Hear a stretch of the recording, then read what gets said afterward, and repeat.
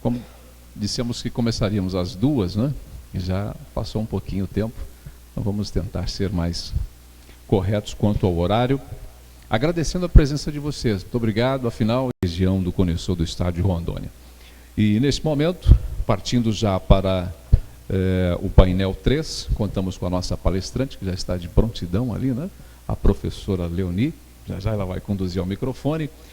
Faço questão de agradecer à TV Jornet, ao Max, a equipe aqui de prontidão, estão desde ontem na abertura, não é? Quando contamos ali com as autoridades prestigiando, afinal, nosso presidente Júnior Donadon, incorporando essa ideia, fazendo jus ao que a nossa comunidade anseia, é a presença do Poder Legislativo, além de estar em sintonia com as demandas, com as preocupações, com os anseios da população, também fazendo chegar, né, eventos como esse, que aprimoram, que propõem ferramentas para os mais variados segmentos da sociedade e hoje, ontem e hoje, a imprensa, a comunicação.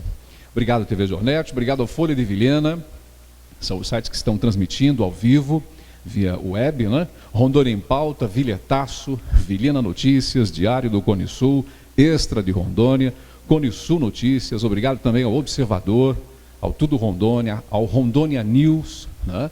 Já tivemos aqui na parte da manhã representantes de rádios, as principais rádios da nossa cidade, né? E também do Cone Sul do estado, os jornais escritos, também o pessoal, todos os veículos, né, de comunicação, em sua grande maioria, estiveram prestigiando este nosso encontro.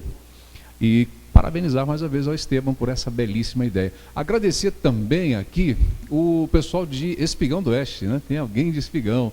Obrigado ao Celso ali, né? Só lembra de Espigão aí. Obrigado. Mário Quevedo, bom te ver aqui, Marião. Obrigado pela presença, né? São os nossos que temos de melhor em termos de jornalismos aí, né? Maravilha. Vamos lá então, gente, sem perda de tempo. Ela que vai falar sobre o papel da universidade frente à formação e à prática de jornalismo em Rondônia. Chefe do Departamento de Jornalismo da Universidade Federal de Rondônia, UNIR, campus de Vilhena. Possui graduação em Comunicação Social, Jornalismo pela Universidade de Passo Fundo e mestrado em História pela Universidade também de Passo Fundo, a gaúcha. Uma salva de palmas a ela, professora Leoni Terezinha Vieira Serpa, chefe do Departamento de Jornalismo da UNIR. Tem que ser no microfone, né? Tá. Gente, boa tarde. Primeiro, agradeço, né, essa oportunidade de poder compartilhar um pouco 20 anos de experiência em jornalismo, vida prática. 13 anos de professora de jornalismo. Né? Sou tão velha assim, mas comecei cedo. E algumas pesquisas, enfim, algumas observações que a gente vem fazendo ao longo do tempo nessa área. Né? Me deixa extremamente entusiasmada ver eventos como esse, em que pese ser muito ainda principiante, né? Eu acredito que tudo é uma construção. Acredito que você vai construindo ao longo do tempo, né? Então, Esteban, o seu desafio é maior ainda.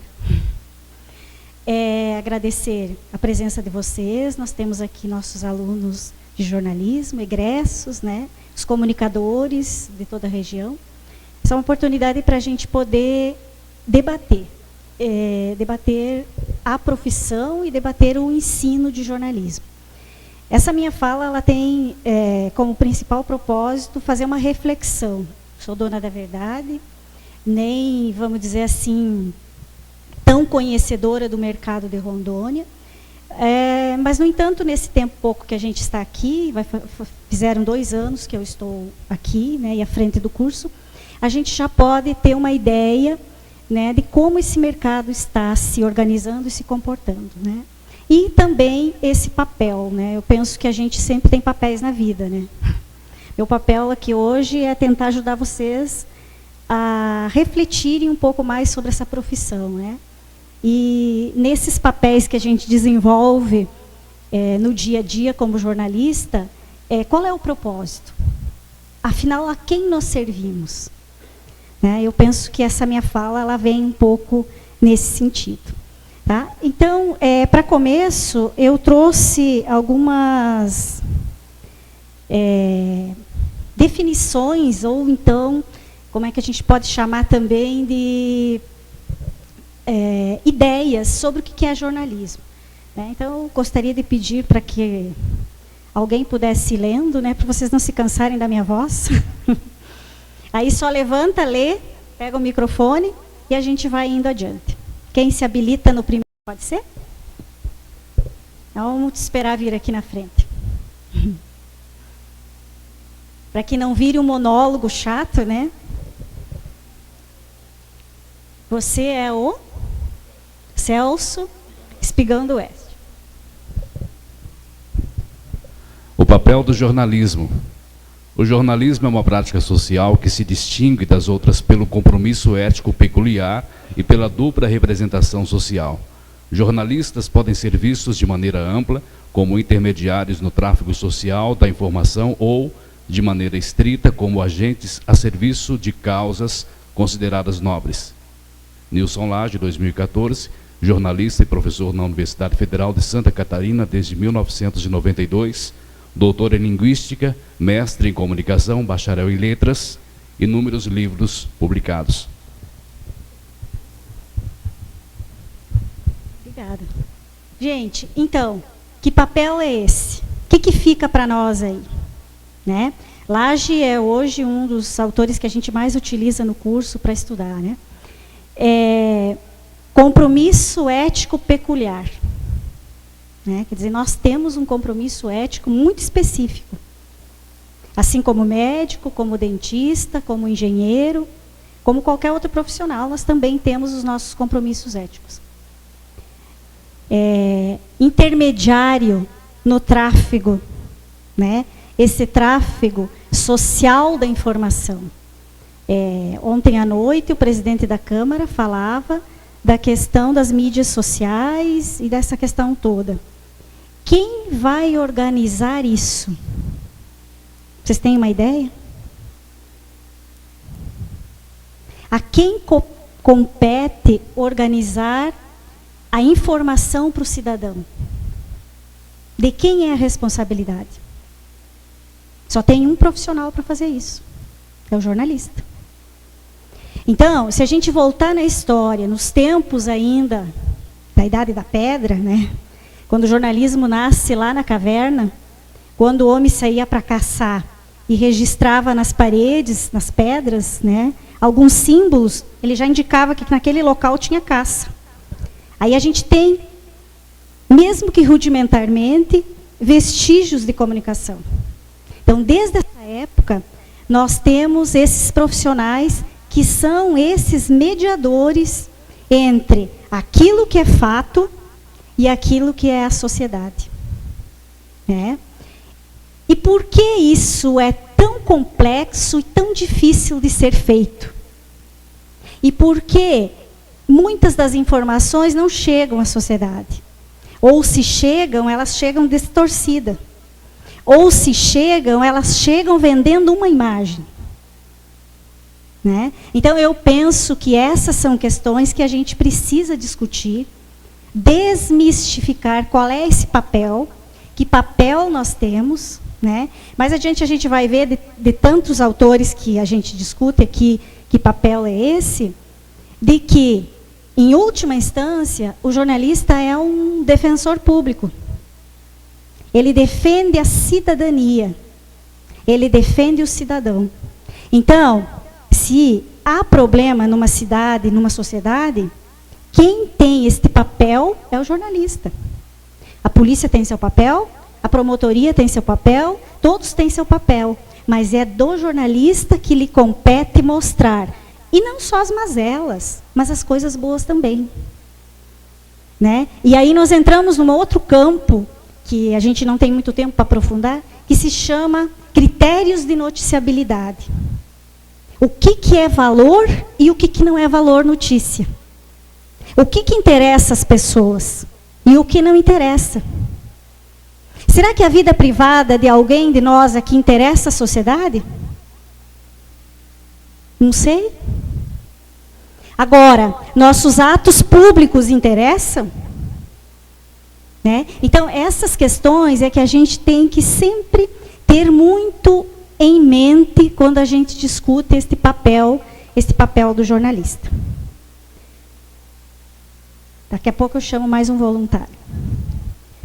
Jornalismo é atividade de natureza técnica caracterizada por compromisso ético peculiar. Novamente a gente coloca. Por que é técnica? Porque o cara, quando vai fazer uma cirurgia e se torna um médico, ele tem que aprender a ter destreza com o bisturi. Ele tem que aprender que aquele remédio que ele vai indicar para aquele paciente tem tais ou tais consequências. Então, é a mesma coisa o jornalista. Ele tem uma gama de técnicas que lhe possibilitam melhor oferecer à sociedade, à comunidade onde ele serve, informações de forma muito precisa, muito clara. Então, nós precisamos estudar as técnicas. Para quê? Para que o nosso comportamento ético também tenha, vamos dizer assim, o valor que ele deve ter. Se a gente for bem dramático e falar em alguns pecadinhos, né, do jornalismo, a gente vai ver que boa parte dele está na técnica. Quando a gente desconhece a diferença entre informação e opinião, a gente já começa a fazer uma confusão aí. Quer dizer, a opinião é algo inerente do ser humano. E o jornalista também pode externar a sua opinião. Mas ele tem cânones, ou seja, ele tem critérios para isso. A informação já é algo que vai mostrar para as pessoas aquilo que está acontecendo, sem dizer se está certo, se está errado. Apenas vai mostrar. Então, essas diferenças, elas são importantes. E por que eu falo destes papéis? Porque é a partir desse jornalismo que a minha fala vai se conduzir aqui. Mais um voluntário ou uma voluntária para leitura? Vamos lá. O jornalista é o profissional da notícia. Ele investiga e divulga fatos e informações de interesse público. Redige e edita reportagens, entrevistas e artigos, adaptando o tamanho, a abordagem e a língua dos textos ao veículo e ao público a que se destinam. Nilson Lage, 2014. De que é o profissional jornalista? Da notícia. Gente, essa palavra tem um poder tão grande, investiga fatos de interesse do público.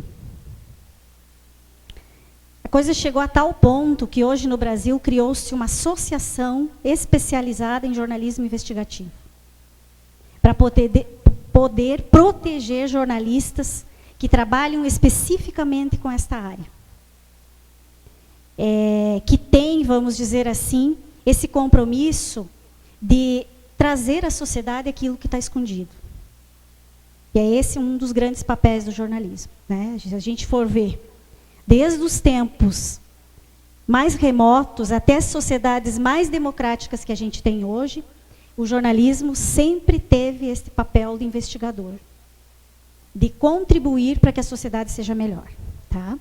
E aí diz que redige as reportagens, as entrevistas, os artigos, aquilo que a gente falava, e observa o público a quem está se dirigindo na perspectiva da linguagem. Por exemplo, se eu estou falando para rádio, eu tenho uma linguagem.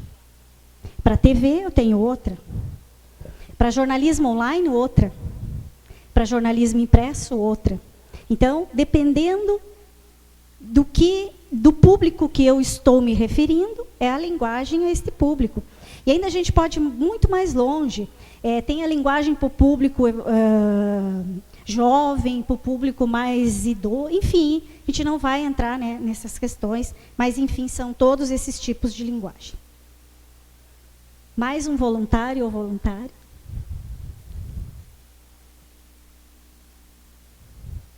Por favor. Pode vir.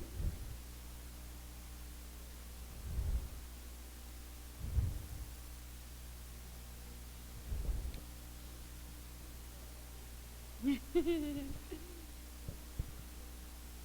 que você é um bom comunicador. Só voluntário, por enquanto. Ao longo de 50 anos de profissão, vi muita coisa mudar no jornalismo. A essência da profissão, no entanto, permanece a mesma. Não importa a plataforma, nós somos contadores de histórias. O Brasil é um país fantástico, principalmente para jornalistas. É a melhor profissão do mundo. Tem muita coisa para ser compartilhada. Jornalista Ricardo Cotcho, em entrevista à revista Imprensa deste mês, comemora 50 anos de carreira.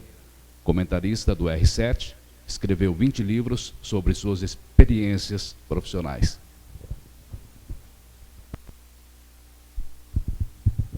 E aí, gente? Um jornalista que tem 50 anos de vivência profissional define o que ele entende por jornalismo. Quer dizer, para Cotcho, não interessa a plataforma hoje. Não importa se o jornalismo deixou de ser impresso, ficou online. Não interessa se ele está na rádio, se ele está na TV, se a rádio está online, se a TV está online. Jornalismo é sempre jornalismo. E aí ele diz, a essência da profissão permanece.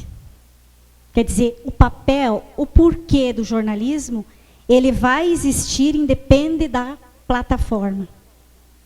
Então, quando você tem essa perspectiva, você sai um pouco dessa teoria meia conspiratória de que o jornalismo morreu ou vai morrer, ou está à beira da agonia. Né? Ele não está, ele está vivo. E quando o Cotcho diz, de uma forma muito otimista, que o Brasil é um dos melhores países do mundo para exercer o jornalismo, em que pese nós termos problemas, ainda é. Comecem a observar. O que está acontecendo no Oriente Médio, em termos de jornalismo? Vejam. Vejam a diferença das sociedades democráticas e das sociedades autoritárias. Observem o que aconteceu com esse país nos anos de 1964 até 1982. E aí vocês vão conseguir entender. Talvez em nenhum outro país do mundo, Facebook principalmente, e o antigo Orkut, tem dado tão certo. Por que no Brasil deu? Porque aqui todo mundo diz o que quer e o que pensa. Né? Agora já estamos repensando as responsabilidades. Mas, enfim, todo mundo manifesta o seu pensamento. Aquilo que lhe é, vamos dizer, peculiar, aquilo que ele quer expressar. Né? O Cotcho, que é um jornalista com 50 anos de carreira, fala empolgadamente que essa é a melhor profissão do mundo. Eu acho que nós jornalistas, estamos precisando um pouco desse ânimo. Eu acho que a gente se deixou atropelar muito pela tecnologia, pelos interesses escusos, que não são os interesses ligados especificamente ao jornalismo, e fomos nos enfraquecendo. E eu acho que é essa construção que tem que começar a acontecer. Né? Essa profissão tem seu valor, ela é regulamentada e ela é necessária numa sociedade democrática como a brasileira. Ela é necessária para que uma vida em sociedade aconteça. Por isso que ela tem as suas responsabilidades também. Eu acho que você vai voltar para ler aqui o colega lá de Espigão do Oeste. Eu acho que você volta, porque candidato... Vamos ver se tem alguém aí. Isso, vai lá. Vamos, ditatorialmente.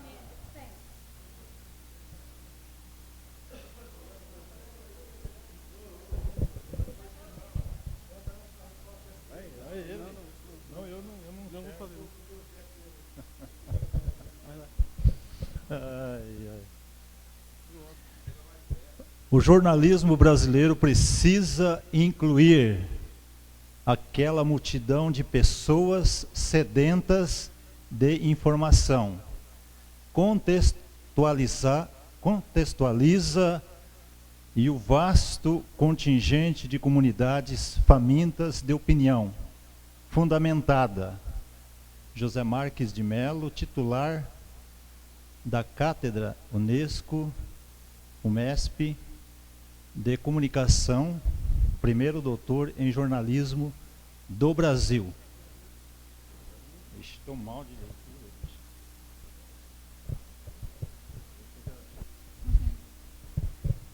Gente, quando o professor Marx, o primeiro jornalista, doutor jornalista no Brasil, que a gente tem, diz que há uma população, uma multidão sedenta de informações contextualizadas. O que significa uma informação contextualizada?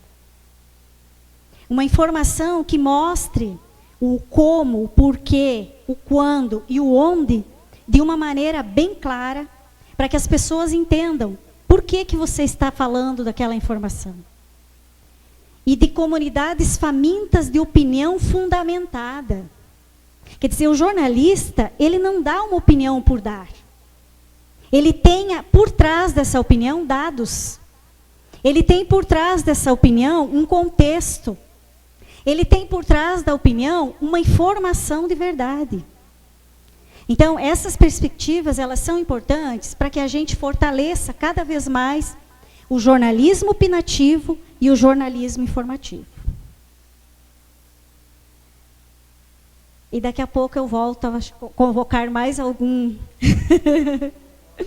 Tá certo. Uma moça, né? Tá certo, tá certo. Bom, dentro dessa perspectiva toda, da gente discutir qual é esse papel, penso que eu trouxe aí alguns pensadores que dizem para a gente alguma coisa, que deixam uma reflexão para que a gente possa fazer em relação à profissão. Nós sabemos que nós não temos um Conselho Federal de Jornalismo, mas nós temos uma federação, que é a FENAGE. E hoje pela manhã acredito que o representante do sindicato deve ter colocado isso também muito claro para vocês. E dentro deste conselho, nós temos um código de ética. E esse código de ética, ele precisa ser conhecido por quem exerce o jornalismo. Ele precisa ser executado por quem faz jornalismo. E esse código diz que é dever do jornalista opor-se ao arbítrio, ou seja, a tudo que é autoritário, a tudo que é imposto, a tudo que não dialogue com a democracia. Que é dever do jornalista combater o autoritarismo e a opressão. E essa opressão, ela se dá em várias escalas. Nas famílias, na sociedade, enfim, né? O que é opressão? Então, como que você pode falar de um país democrático se você tem uma série de questões que oprimem? E aí nós vamos entrar nas necessidades básicas. Aí nós vamos entrar na Constituição Federal. Aí nós vamos entrar nas leis que regem o país. E por aí, uma série de itens. Esse jornalista, ele deve ser um defensor dos princípios expresso na Declaração Universal dos Direitos do Homem. Então, gente, se nós levarmos isso ao pé da letra, esse jornalista, ele é um defensor dos direitos humanos, um defensor de uma sociedade mais igualitária, um defensor vamos dizer, daqueles que passam fome e necessidade. É desse jornalismo que a gente fala. Se nós temos essa consciência, nós vamos lançar esse olhar para a sociedade onde nós vivemos. E é ali que nós vamos encontrar as respostas através dos fatos para que a gente possa noticiar. Se a gente tem este olhar muito aprimorado e atento, a gente com certeza exerce a nossa profissão. Se perguntem, por que o jornalismo é tão combatido? O que está por trás? Por que até hoje não foi dado ao jornalista o direito de ter um conselho? Assim como foi dado a todas as outras profissões brasileiras. O que está por trás? Imaginem os jornalistas brasileiros exercendo a todo vapor a sua atividade profissional. Que sociedade nós vamos ajudar a mudar, a transformar? Então, essas questões, quem não conhece o código, por favor, entre lá na página da FENAGE, baixe esse código e tenha ele como seu norte profissional.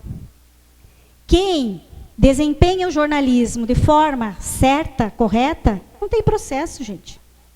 Ninguém consegue processar um jornalista ético. Ninguém. Ninguém. Pode falar.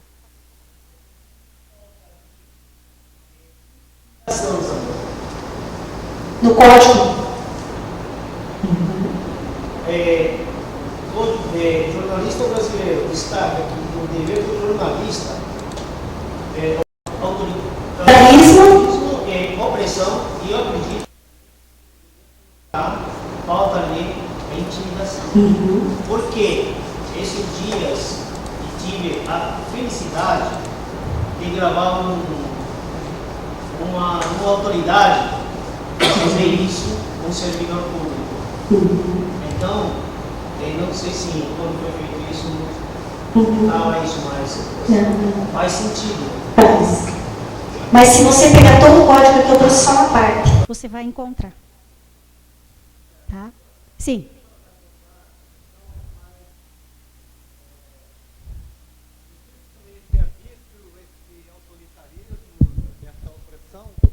Dentro das empresas de comunicação. Porque uma coisa é ser jornalista e outra coisa é ser o dono do jornal. Né? Eu tenho 20 anos de experiência, sou prático, né? Sobre o tempo que não tinha ainda faculdade aqui em Rondônia, e já enfrentei muitas vezes esse problema, né? De você ter a notícia, ter uma informação, avaliar que ela tem interesse público e você não poder publicar porque o patrão não deixa. Né? E eu queria que a senhora comentasse isso, como que se lida com isso, como que se avalia isso. Obrigado. A gente pode ir interrompendo, não tem problema. Pode falar.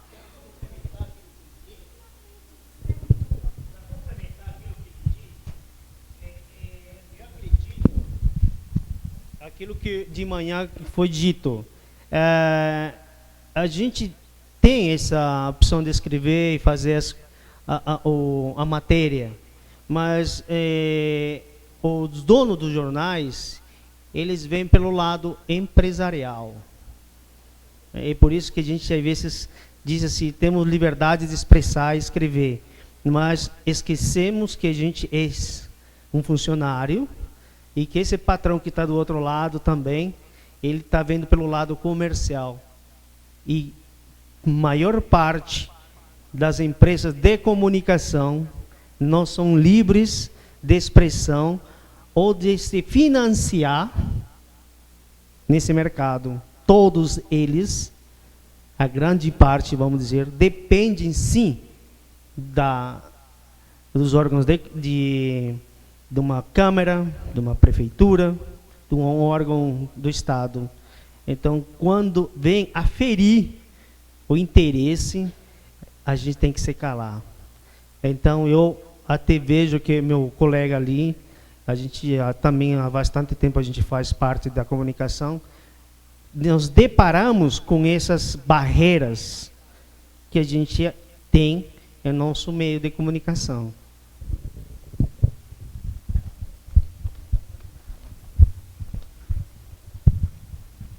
Qual é seu nome? Mário e... Hã? David.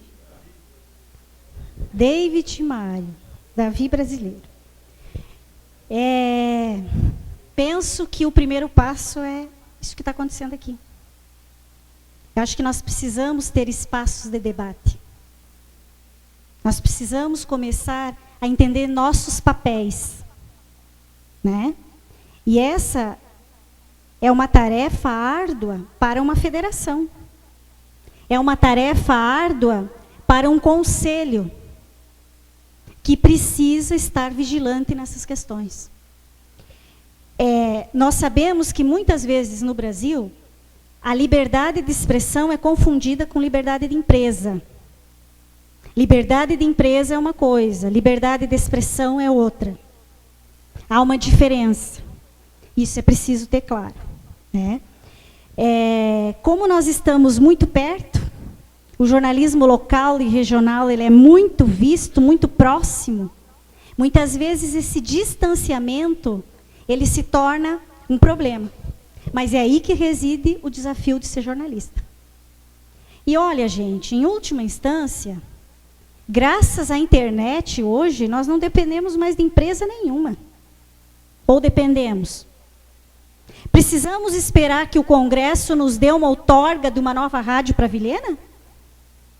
Ele está fazendo ali, está postando tudo que nós estamos falando aqui. Então, comecem a verificar também essas questões, essas possibilidades. Né? Eu me faz pensar a realidade de Vilhena, a da minha região, de onde eu vim. Não pense que Passo Fundo, sempre Rio Grande do Sul, sempre foi um mercado organizado. Ele também começou um dia. O que fez diferença lá? Estudo, o pessoal foi estudar jornalismo. E segundo, se juntou em cooperativas e criou cooperativas de jornalistas. Rio Grande do Sul tem hoje cooperativas de jornalistas que funcionam até os dias de hoje. Então, essas questões, elas são importantes da gente discutir e verificar.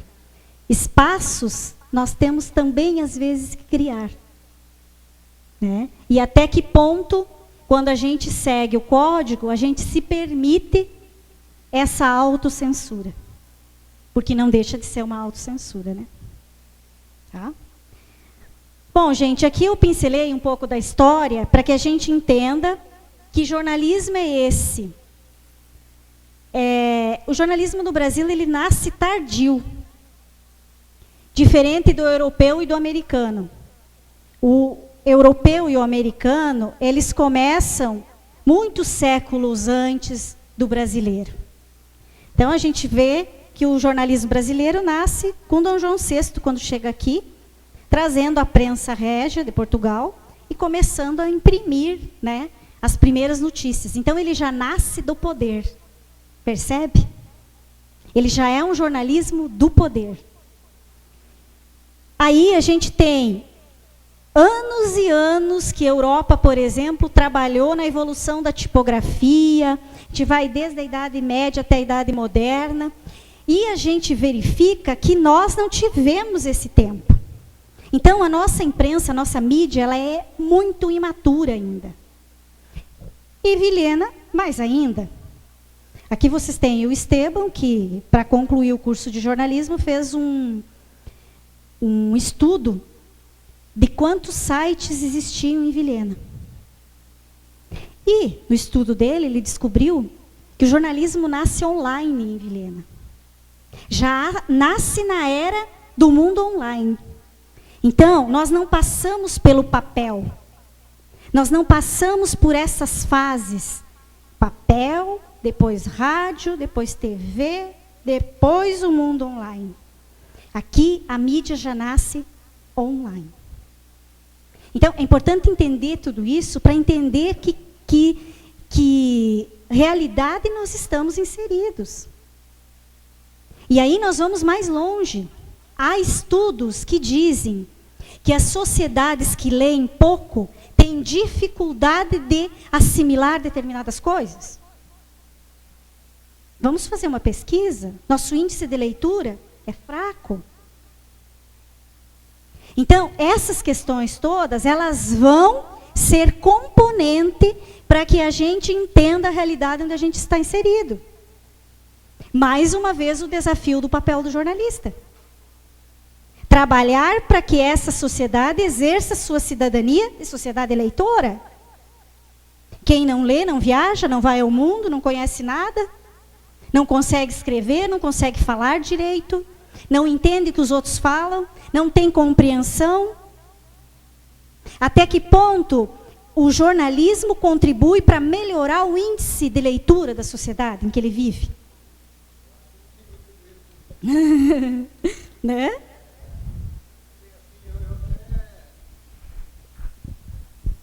Bom, eu sou do tempo pré-internet, essa facilidade, pré-Google, né? Sou do tempo que tinha que ir em biblioteca, tinha que pegar livro, gosto muito ainda de ler. E li quando eu era adolescente.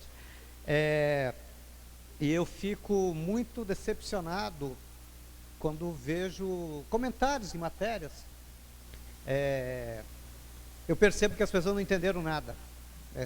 Você vê pelo comentário, o cara não entendeu o que ele leu, né? E até trabalho lá no Extra, já desde a fundação, a gente tem várias pendengas lá, porque eu sou contra esse negócio de comentário em matéria. Justamente por isso, porque é frustrante, né? E eu percebo que a facilidade de acesso à informação está deixando as pessoas piores, mais, né? Acho que no tempo que a gente tinha que ir na biblioteca e pegar a Barça para... A gente assimilava melhor, não sei, eu sou até um pouco pessimista com relação ao papel do jornalista no estimular a leitura. Eu acho que as pessoas leem cada vez menos, inclusive jornalistas.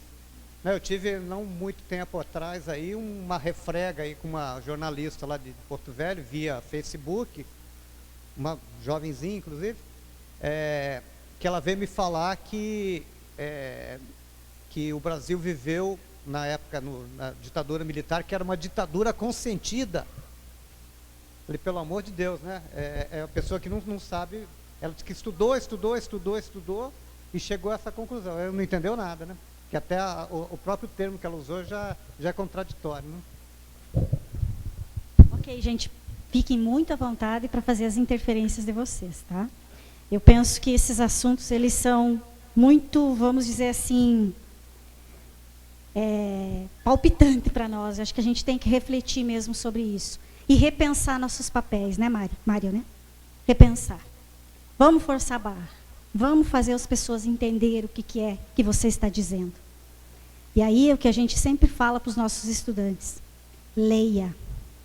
Leia mais. Porque se você não tem conhecimento, como que você vai transmitir? Diversificar as fontes. Há fontes que não vale a pena ler, que nos emburrece. Há fontes que não vale a pena ler, né? Gente, então a imprensa brasileira, dentro dessa perspectiva histórica, ela completou neste ano 207 anos. Bebê, comparado ao mundo. O século XIX, então, é que nós passamos a existir mediaticamente. Muito diferente do resto do mundo. Então, quer dizer, isso aqui ensina para nós uma série de coisas. A gente tem que entender o local onde estamos, o mundo onde estamos, a sociedade em que vivemos, para que a gente possa exercer o jornalismo. Senão a gente não consegue, né? O século XXI, no entanto, chega e ele faz toda uma revolução. Ele muda tudo isso. As mídias estabelecidas, as mídias que tinham, vamos dizer assim, a tradição, elas estão perdendo fôlego. Eu fui editora, primeira saída minha de Passo Fundo foi em 2003. Eu fui editora num jornal do interior, em Pato Branco, no Paraná. Um jornal regional, que quando eu cheguei tinham mais ou menos 2.000 assinantes. Quando a gente saiu, ficou mais ou menos uns 20 e poucos mil. A gente fez um trabalho muito intenso lá. Lá, naquela época, circulava o jornal de Curitiba, da capital, o Gazeta do Povo. Esse jornal, ele deixou de existir. Por quê?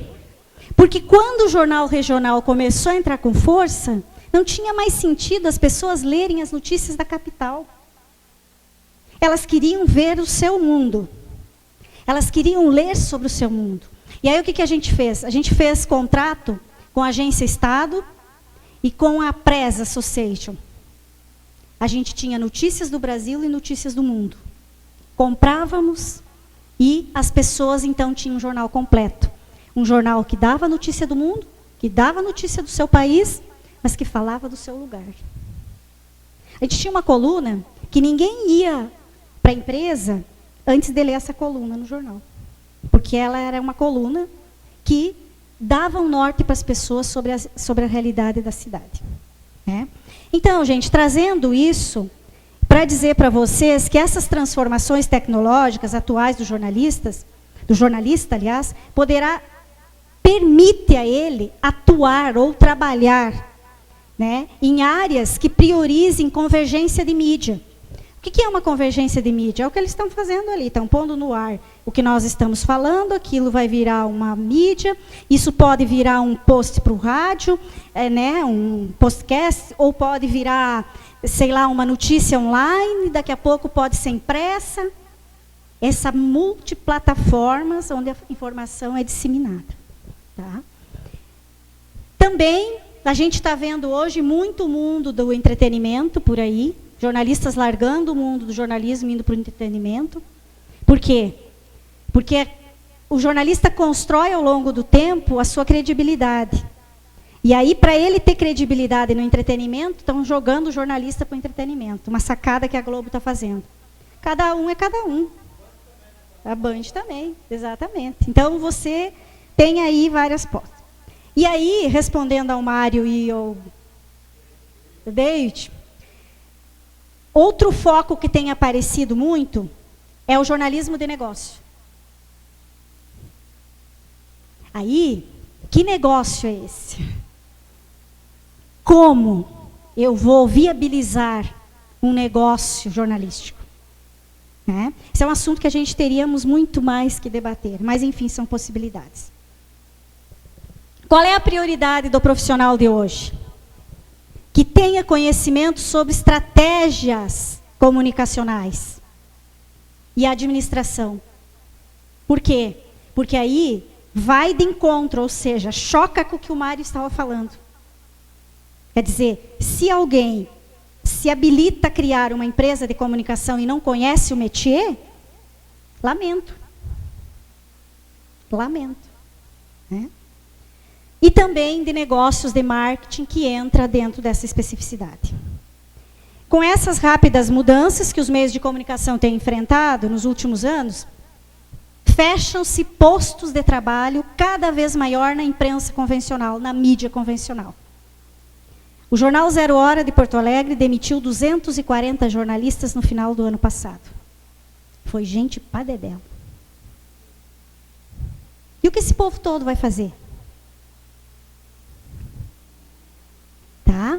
Dificilmente não estão empregados. Vocês vão ver um estudo que eu trago daqui a pouco na minha fala, que mostra onde os jornalistas estão indo trabalhar. Tá? Mas, no entanto, essas vagas se fecham, mas elas se abrem nessa plataforma do mundo online. Então, nós temos oportunidades além da mídia tradicional. Elas estão em portais, revistas online, blogs, sites de empresa, né, nas assessorias de comunicação. Além disso, os especialistas que estudam essa questão toda, dessas mudanças no jornalismo, eles têm dito que uma área e uma oportunidade que tem crescido bastante é da comunicação corporativa. Quem que é essa comunicação corporativa? É a comunicação que ele faz aqui. Trabalha para uma corporação, para pares. Ou seja, para um grupo social. Certo? E aí, gente, nós chegamos na questão mais legalista da nossa área, que é a regulamentação da nossa profissão. O jornalismo é uma profissão regulamentada no Brasil desde 1969. Não é uma profissão à toa. Ele tem regulamentação, ele tem lei. Tá? Nós temos aqui esse decreto, que foi o decreto que deu origem à maldição do jornalismo, porque foi criado nesse período. Só que se a gente for ver, todas as profissões brasileiras foram regulamentadas na ditadura. Todas. Todinhas. Não, o jornalismo não está diferente. Tá?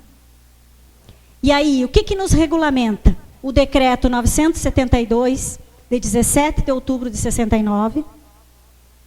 O decreto 83.284, de 13 de março de 79, que foi quando criou os dois tipos de jornalista no país, o provisionado e o profissional.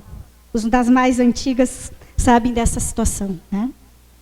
E a lei de imprensa, que foi derrubada, e a última regulamentação que a gente teve foi em 78, na nossa regulamentação profissional, e que está em pé até hoje. E aí, nós entramos no maior dos tabus e dilemas que o jornalismo viveu no Brasil, que foi a derrubada da obrigatoriedade do diploma de jornalista para o exercício da profissão. Que foi, no meu entendimento, como jornalista profissional, a maior burrada que o Supremo já fez em toda a sua vida. Né?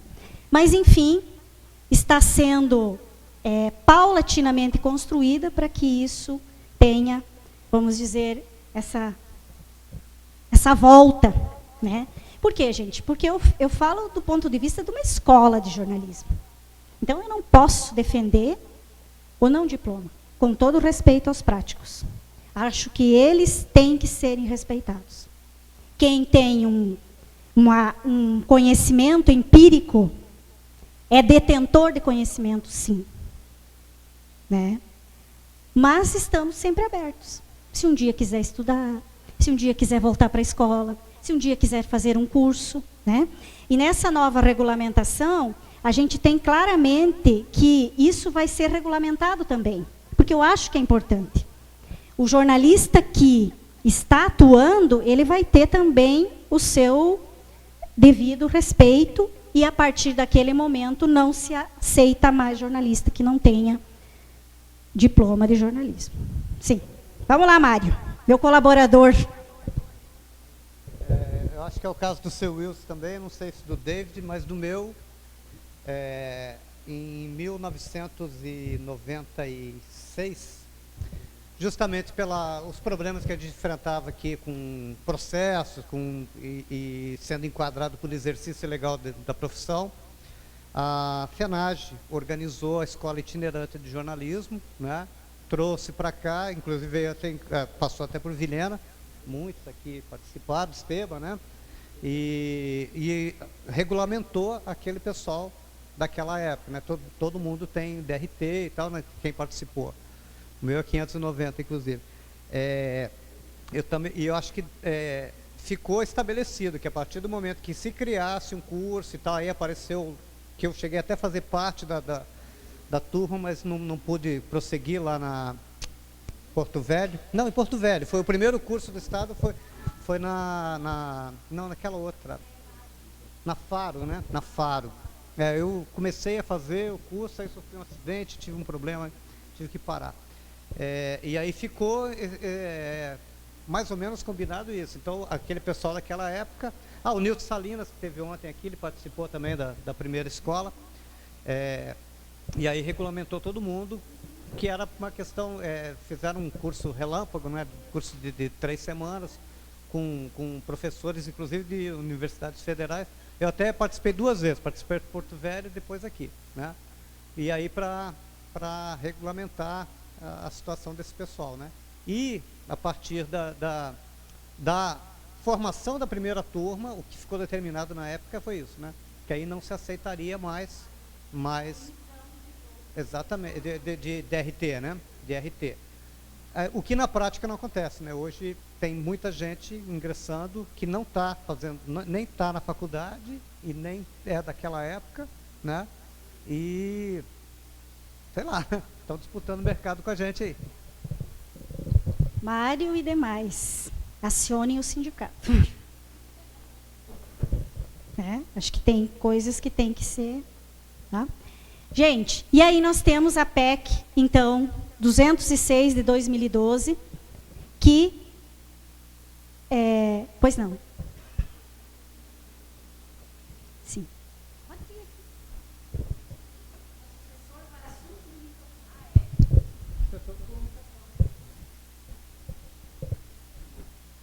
Obrigada. Antes da senhora mudar de tema, prosseguir, eu queria elogiar a sua postura como professora universitária de fazer esse reconhecimento ao jornalista prático, ao conhecimento empírico. Eu me lembro que, pouco antes do diploma cair, era comum nós escutarmos alguns acadêmicos e até professores e outros jornalistas graduados desmerecendo o trabalho dessas pessoas. Hoje eu sou jornalista, eu sou graduada e pós-graduada na área. E em nenhum momento eu acho justo, nem direito, nem ético o que era feito pouco tempo antes da queda desse diploma. Parabéns para a senhora de colocar isso dentro da faculdade, é bacana. Nós agradecemos. Com certeza. Gente, como é seu nome? Subiê. Supiê. É indígena o nome? Gente, que diferente. Supiê. Parabéns. Gente, assim, ó, essa postura, eu acho que ela vem muito de quem tem anos de prática como jornalista. De quem acredita que a teoria ela é fundamental na vida da gente, mas que o jornalismo é uma ciência social aplicada. Não há diferença entre a prática e a teoria, ou entre a teoria e a prática. O que eu estudo, se eu não colocar em prática, eu não estou fazendo acontecer. Por isso nós fazemos parte das ciências sociais aplicadas, né? E acho que é dever da gente ter esse diálogo. Penso que o respeito às pessoas que, ao longo da vida, foram galgando seus conhecimentos, eles podem ser, vamos dizer, em alguns momentos equivocados, mas se as pessoas estão abertas a reaprender, tudo é possível. Tudo é possível. Assim como o garoto que sai do curso, muitas vezes vai fazer bobagem. É da natureza humana. Eu acho que a gente tem que ter essa consciência de se aprender sempre. Nós somos pessoas em formação. Sempre. Então, bom, esta PEC da obrigatoriedade, gente, ela foi aprovada no Senado e precisa agora ser votada na Câmara. Então, nós temos duas PEC, a 206 de 2012 e a 33 de 2009. A 206 de 2012, ela já tem a sua aprovação. O Senado já disse, ok, vai incluir na Carta Magna Brasileira uma cláusula que diz, para o exercício da profissão de jornalista no Brasil, tem que ser diplomado, tem que estudar. Mesmo que o Gilmar Mendes não goste. Isso é um problema dele. Né? Ele também teve que estudar para chegar onde chegou. Por que ele acha que o cidadão brasileiro não precisa estudar? É um retrocesso. Estaríamos indo contra até mesmo o que acontece no século XXI. O século do conhecimento, o século, né, da informação. Então, por aí. A Comissão da Constituição, de Justiça e Cidadania da Câmara dos Deputados aprovou, numa sessão realizada em 12 de novembro de 2013, a admissibilidade da PEC 206, a do diploma. E em agosto de 2012, o plenário do Senado aprovou a proposta. Vejam, nós tivemos, em segundo turno, último turno, nós tivemos 60 votos a favor e 4 contrários. É bom vocês verem quem são os contrários. Fernando Collor de Mello é um, que eu me lembro. E é dono de empresa de comunicação. E aí vai ao encontro do que você e o colega lá falam. Tá? Então, pela emenda, se torna obrigatório o diploma de curso superior em jornalismo para o exercício da profissão. E aí, gente, o que isso vai implicar? As duas PEC vão se juntar e, no final, vão ser uma só. E vai-se a emenda na Constituição que não precisa de governo federal para assinar. O Congresso é soberano para fazer as leis. Ela é uma cláusula só que vai estar lá e pronto.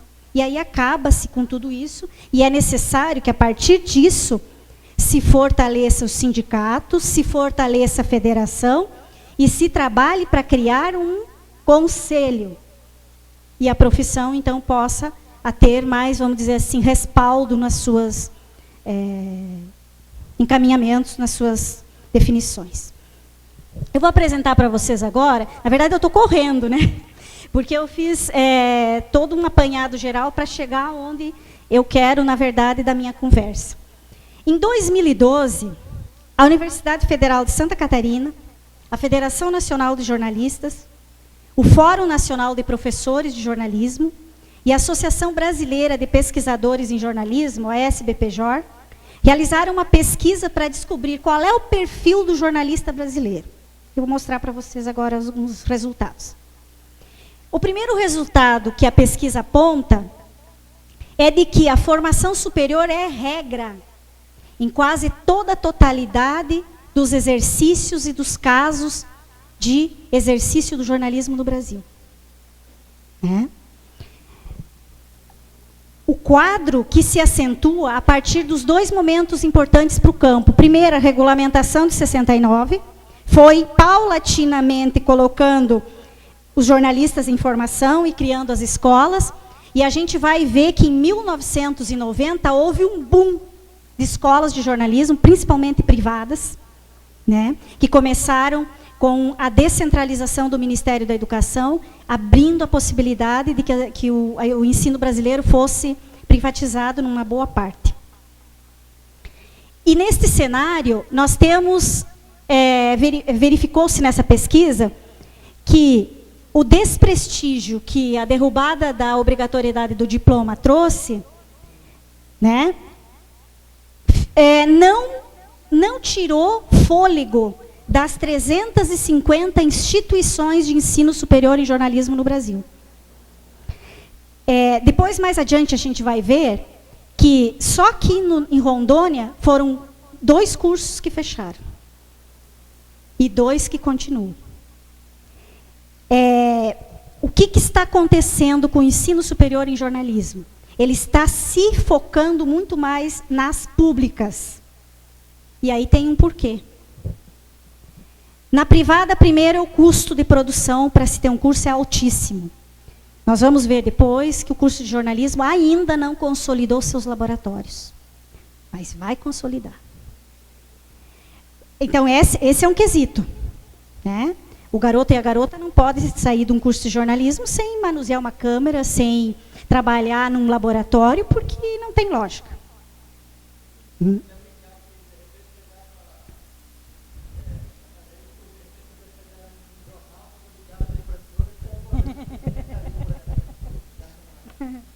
Mas o que eu queria colocar é o seguinte. Ao passo que existe essa discussão aí com relação à questão da formação e tal, cada vez mais os jornais, os sites, as televisões colocam um espaço lá. Você é o repórter, você é o jornalista, você... Como que a senhora avalia isso? Não é uma contradição aí? Não existe uma contradição nisso? Aliás, só para lembrar, né, que hoje é o 11 de setembro, as primeiras imagens do 11 de setembro não foram jornalistas que tinham, né? Era o povo. Né? Era o povo, Isso chama-se mídia colaborativa. Totalmente aceitável pelos jornalistas e por todos. Né? Não tem mais no mundo online hoje como você dizer isso é exclusividade. O fotógrafo que acompanhava eu como repórter, né, era exclusivo. O cara fazia as fotos e só publicava no jornal o que ele tirava. Isso não tem mais. Então, eu penso que essa é uma possibilidade que a generosidade jornalística permite. O contrário do que foi dito, que nós brecamos a capacidade de expressão das pessoas. Ao contrário, nós possibilitamos. Ninguém, na sua essência profissional, é mais democrático que o jornalista. Tanto que os jornais, mesmo antes das famosas mídias colaborativas, ele já possibilitava nos seus espaços, carta do leitor, artigo de quem quiser que fosse, as rádios possibilitavam comentários. Mas ok, mas aí, essa mídia colaborativa, se ela tem, por exemplo, um valor, você coloca que é uma mídia colaborativa, que é alguém que colaborou. Deu um tornado próximo da cidade que eu morava, em Santa Catarina, e devastou com a cidade. Bom, vocês viram agora recentemente Xanxerê, né? Um aluno fotografou o raio, preciso, na hora que o raio caiu. Ele foi notícia, quer dizer, a imagem dele foi para o mundo, para todas as agências, o Globo comprou, todos compraram. Esse mundo, ele está muito instantâneo, né? Não há como você se descuidar disso. Aí, Mário, entra um outro componente, já te dou a palavra, um outro componente que a gente discute muito. Se esse mundo trivial, instantâneo, pode ser feito por qualquer um, qualquer cidadão, o que sobra ao jornalista? É nesse sobra que a gente precisa focar o rumo agora. Porque esse carinha que fotografou o raio, tudo bem, ele era um estudante de jornalismo, mas podia não ser. Ele talvez não saiba explicar por que o raio caiu naquele momento, como foi. Ele não saiba, talvez, dar todo um contexto explicativo, contextualizado para o cidadão ler.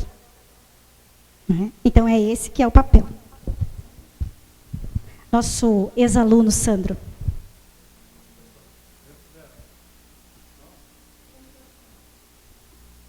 Acho que não só o jornalismo, mas demais profissões estão procurando trabalhar a interatividade, né?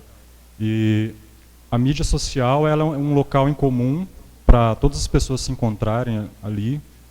E trazendo mais para a técnica também, eu acho que um dos pecados ainda do jornalismo é bater muito em cima da técnica em si, porque supomos que, igual aconteceu na cidade lá perto onde a senhora morava, mesmo que fosse um morador, qualquer pessoa que teve o registro, entendeu?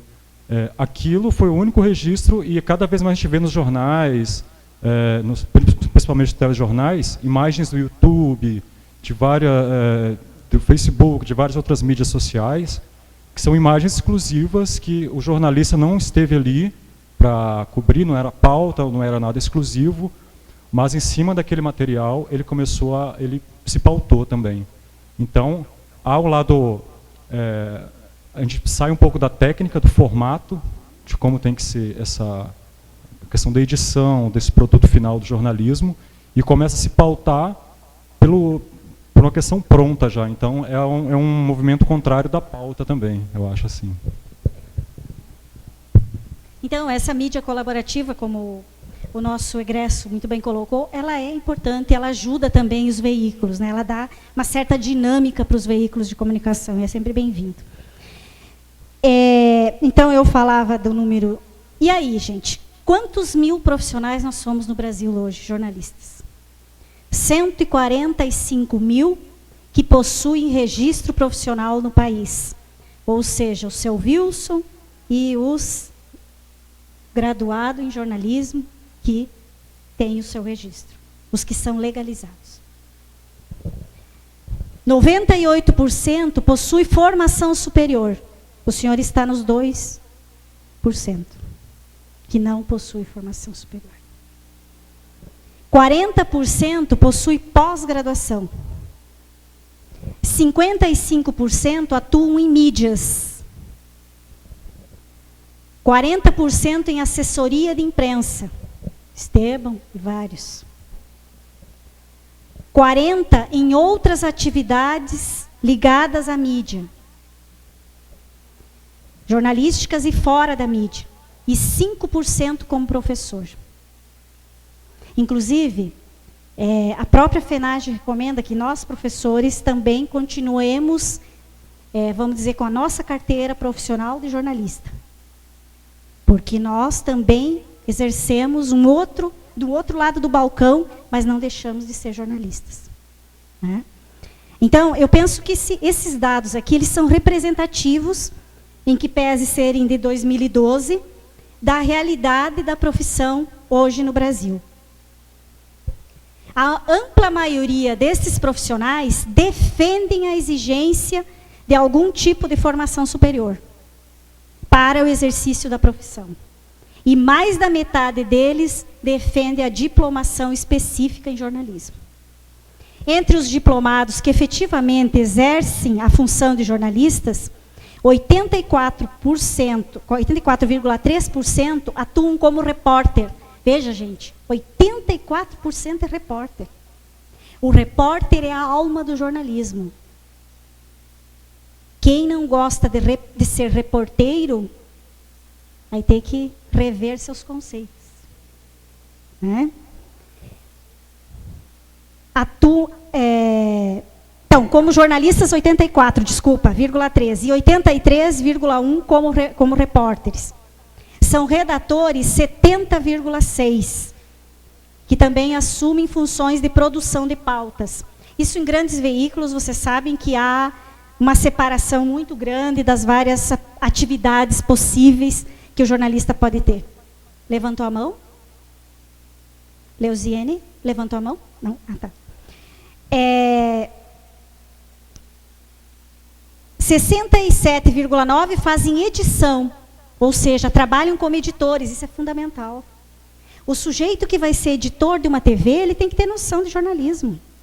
Ele tem que saber qual é a melhor imagem, o porquê que ele está colocando aquilo, porquê que não. O editor de rádio é a mesma coisa. Né? Fazem edição e produzem fotografias. Né? E além de outras funções, como é o caso de 71% que declara acúmulo de funções. É o legítimo feijão com arroz, ou que mais aí que a gente pode chamar? O faz tudo, que mais, qual é a expressão que vocês têm aqui? O pau para toda obra, no Rio Grande se fala muito disso. Quer dizer, é o faz tudo. É o cara que tem que ser preparado para tudo isso e exercer tudo isso. Né? Gente, chegamos então na parte da formação jornalística. E aí eu trago a figura de Joseph Pulitzer. O cara que foi dono de jornal nos Estados Unidos e que doou boa parte da sua fortuna para a Universidade de Colômbia, nos Estados Unidos, para que ela viabilizasse o ensino de jornalismo nos Estados Unidos. E isso nós estamos falando do final dos anos de 1800 e alguma coisa.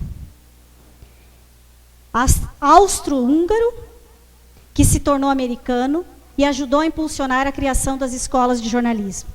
Ele acreditava que o jornalismo era um serviço público, destinado às pessoas desprotegidas, e jamais estar a serviço dos interesses do poder público ou de qualquer poder. Por isso colocou, já te dou a palavra, por isso colocou o seu jornal, o The New York Herald. Eu sei, ele foi polêmico e até hoje ainda se discute alguns pecadinhos dele. Mas ideologicamente ele tinha essa percepção. A serviço do combate à corrupção política por meio do jornalismo investigativo. Até hoje é vamos dizer assim, o nome que dá origem ao prêmio Pulitzer de jornalismo. Já te dou a palavra, vou só concluir aqui. Então, em 1913, ele doou à Universidade de Colômbia $1 milhão para a criação da Escola de Jornalismo. E desde a sua morte, em 1911, é entregue o prestigiado Prêmio Pulitzer, dedicado ao reconhecimento de grandes trabalhos jornalísticos. A premiação é realizada até os dias de hoje. O Brasil tem alguns premiados com o Prêmio Pulitzer. Inclusive Zé Hamilton Ribeiro, um grande jornalista.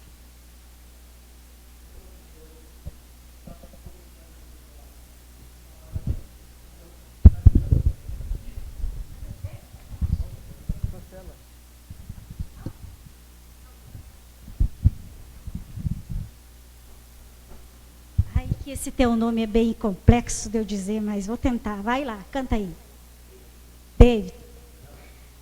Davi. Ah, professora, fala português, né? Davi. Davi. Esse Pulitz, ele é um pouco contraditório como o ser humano é. Agora, o que ficou dele para nós? Aquilo que eu falava de essência, ou seja, a ideologia principal do jornalismo. E eu acho que talvez, mesmo ele tendo passado em alguns momentos que disseram que ele foi chapa branca, né, quem estuda a história dele verifica que há contradições em algumas coisas, eu acredito que, mesmo no tempo dele, e vivendo o tempo em que ele vivia, ele conseguiu investigar muita coisa nos Estados Unidos. E contribuiu muito para o fortalecimento da democracia americana. Né?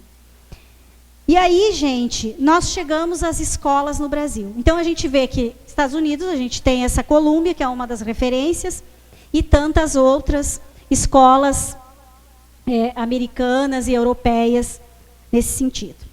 Aqui no Brasil, as primeiras escolas para a formação de jornalistas surgem no país pelo menos 5 décadas depois de já terem sido instaladas nos Estados Unidos e na Europa.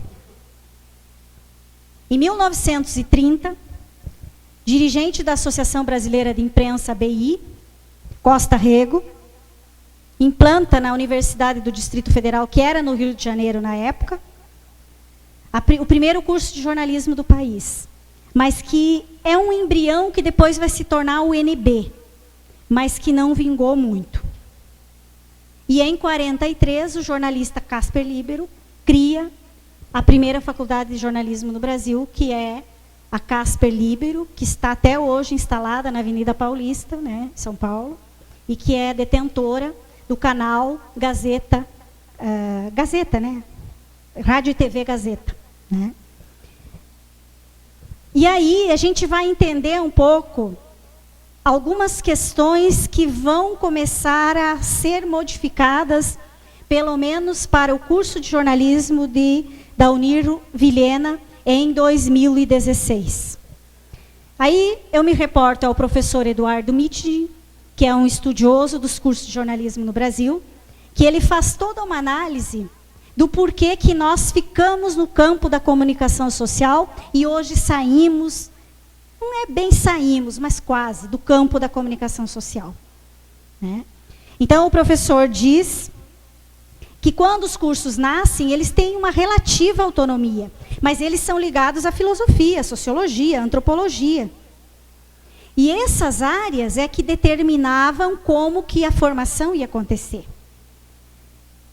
O professor Marques de Mello, que é o primeiro jornalista, primeiro doutor em jornalismo no Brasil, conta uma história de que quando ele chegou na ECA USP e foram criar a escola, eles criaram uma briga enorme com os sociólogos, antropólogos e filósofos que existiam lá.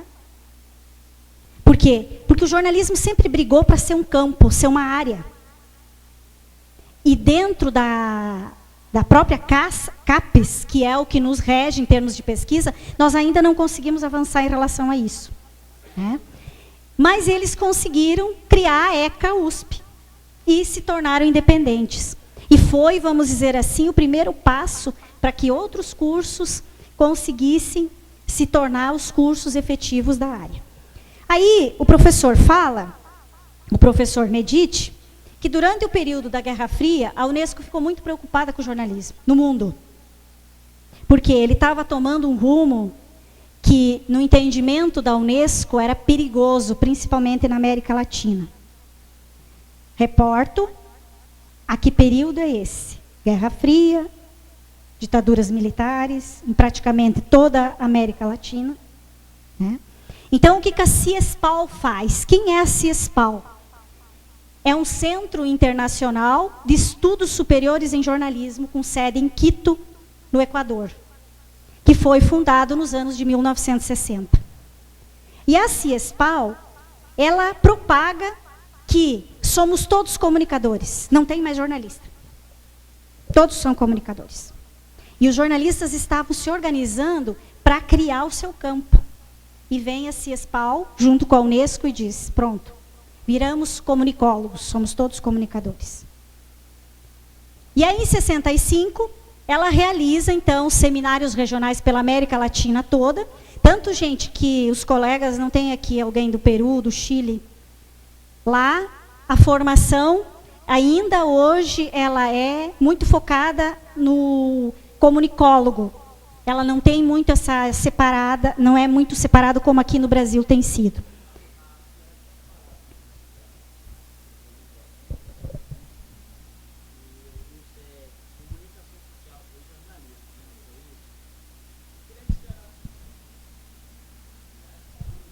Vou chegar lá. Eu vou chegar lá. Né? Até porque esse contexto histórico ele é importante para vocês entenderem por que das coisas. Né? As coisas elas não são estanques. E aí, o que você tem? A Ciespal diz que os cursos deixem de ser de jornalismo e se tornem em cursos de comunicação, institutos de comunicação ou ciências da comunicação coletiva.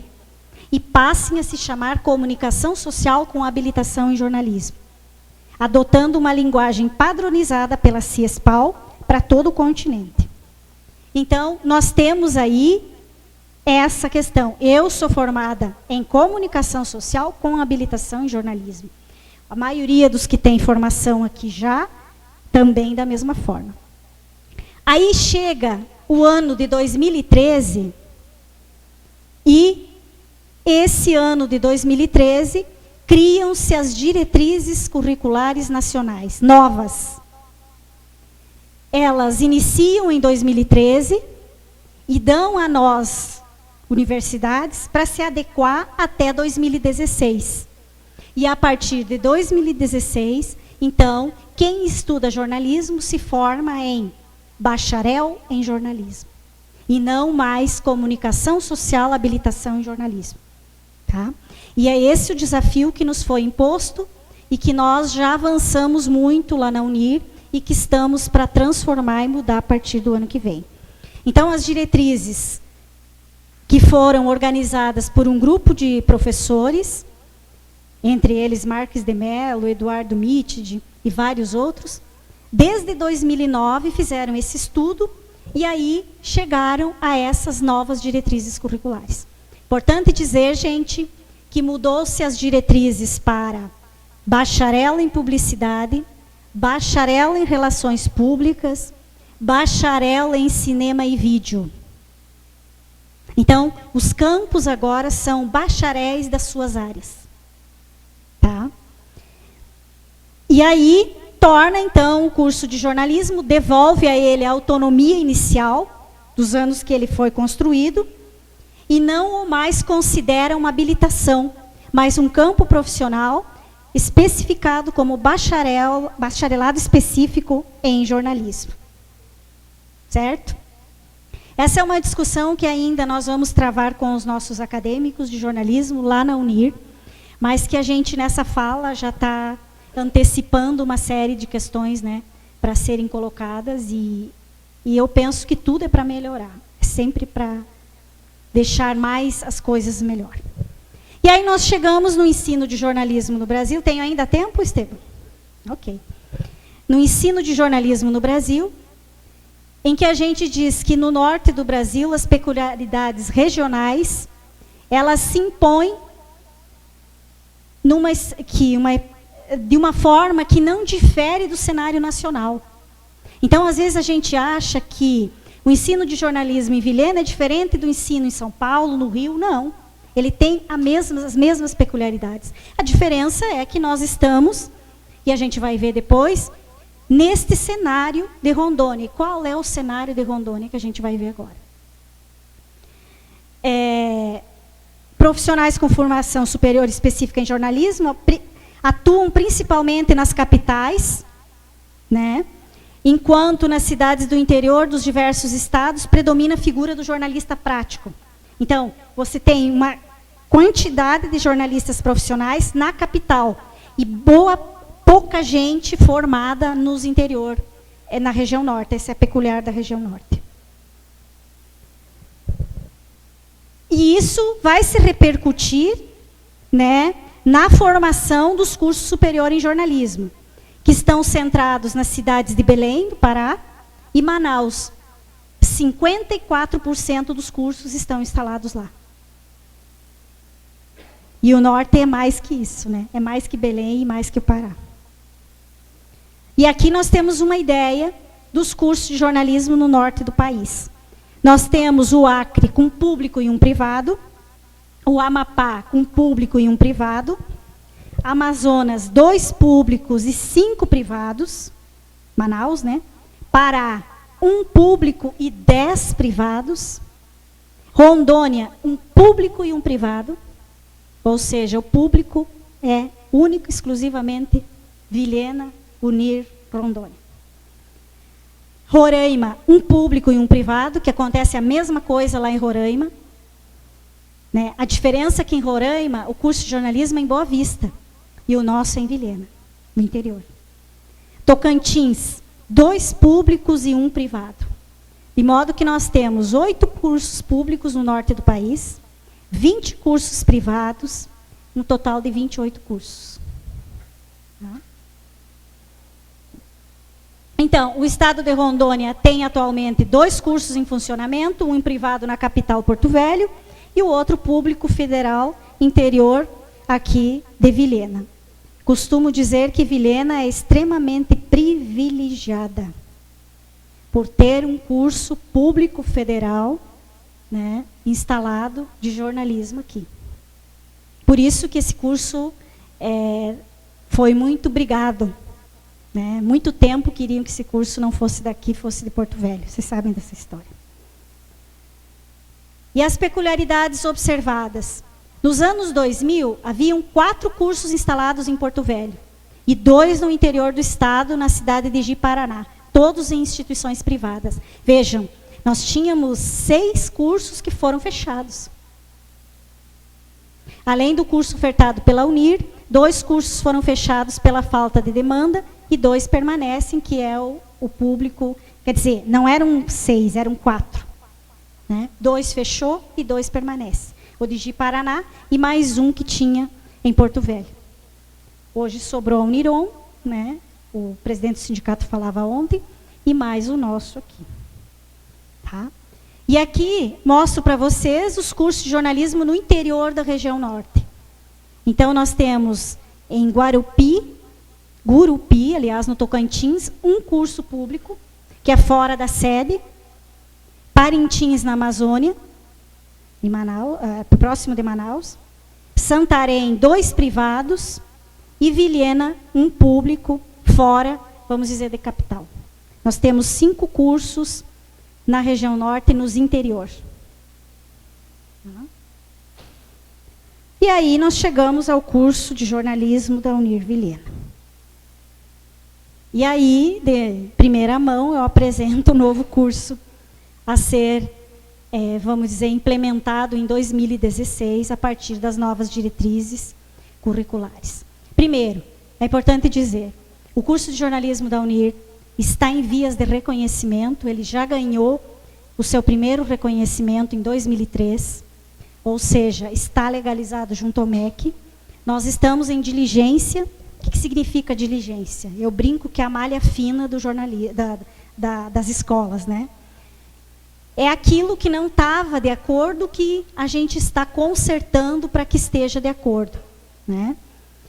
E esse curso, então, ele terá 2.920 horas obrigatórias, de disciplinas obrigatórias, 200 horas de estágio supervisionado, penso que a diferença é aí, atividades complementares, ou seja, a autonomia do aluno para estudar fora, por exemplo, vir a uma palestra como essa, né? Ir a congresso, 200 horas, mínimo obrigatório de disciplinas optativas, o aluno vai ter um rol de disciplinas que ele vai escolher.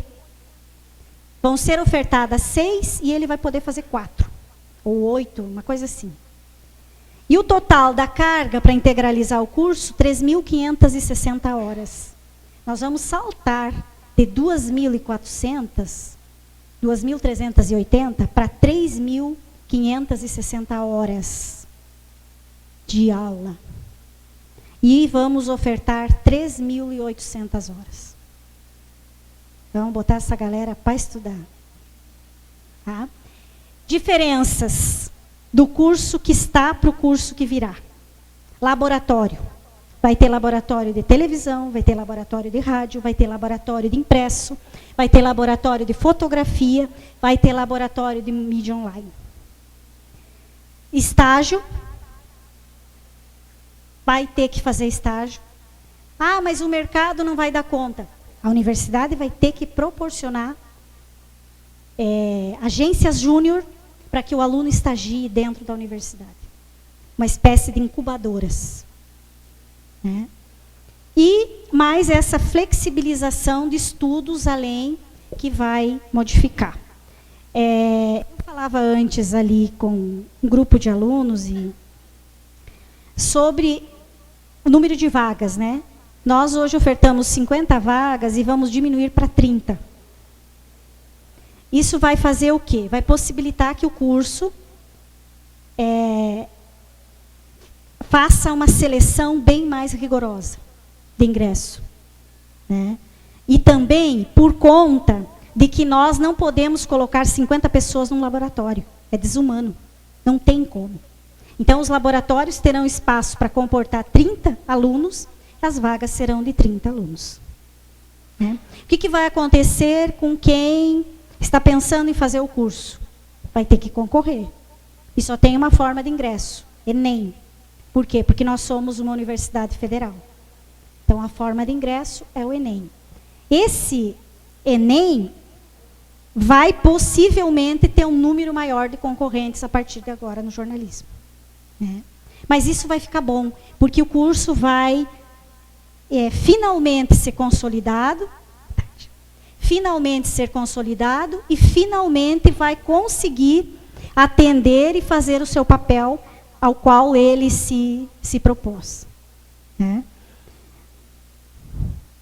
Dizer para vocês que a realidade do ensino de jornalismo na Amazônia não se difere das observadas nas demais regiões do país, com a diferença que o mercado de Rondônia está todo para ser feito. É um mercado que ainda precisa ser conquistado. Tá? Que estamos construindo um ambiente acadêmico capaz de dar respostas às necessidades de formação superior em jornalismo, contribuindo desta forma com a transformação social da realidade onde estamos inseridos. Se esse curso não existisse aqui, existisse em Porto Velho, talvez ele não fosse tão valorizado pelo Ministério da Educação como ele foi no último reconhecimento. Vocês, como vilenenses, e eu agora, que passo a integrar Vilhena, temos que ter orgulho de ter um curso aqui. Porque nós somos o único público no estado de Rondônia, gratuito, e que tem o mesmo peso de qualquer outra federal aí fora. Tá?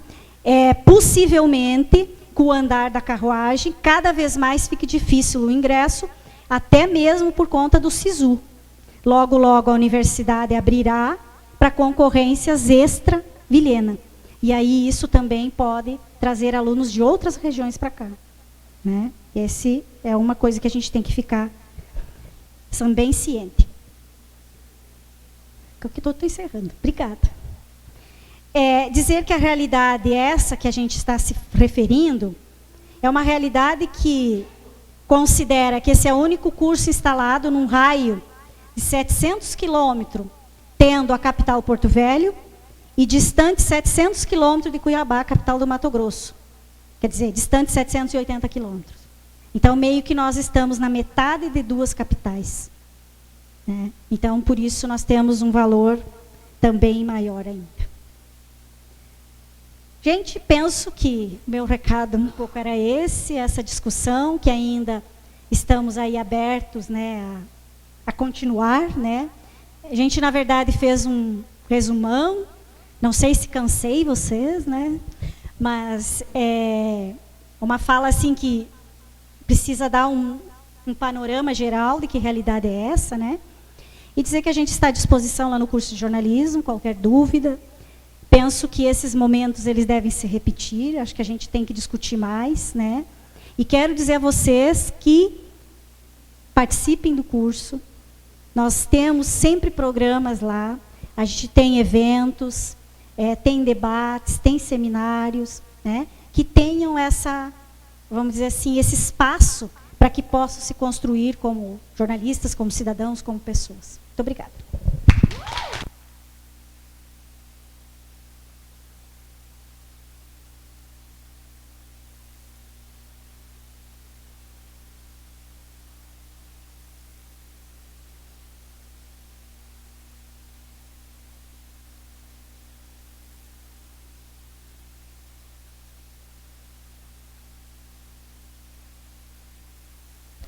Portanto, tivemos a professora Leonice Serpa, a chefe do Departamento de Jornalismo da nossa querida e honrada Universidade Federal do Estado de Rondônia.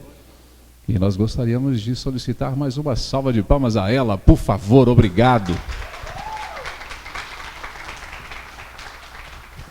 Já contamos com a presença dele, o próximo palestrante, João Pérez, que vem para expor, para falar sobre esta obra literária. É a melhor, está sendo considerada a melhor obra literária que retrata, que referencia o massacre de Santa Helena, né? E com certeza isso muito nos enobrece e demonstra o nível deste primeiro encontro dos comunicadores do Cone Sul do estado de Rondônia. Nós vamos ter agora um coffee break. Isso, Esteban? Uma pausa para o café, né? Importante, faz parte, né, gente? Então, por favor, fique à vontade. Vamos tentar 15 minutos, né, Esteban? 15 minutos. A todos um bom café, bom suquinho. 20? Então, não, 15 está ótimo, né? A gente aguarda vocês. Vamos cumprir certinho, tá, gente? Cronometra mais ou menos aí 15 minutos, para a gente não precisar ficar chamando para cá. Vamos lá.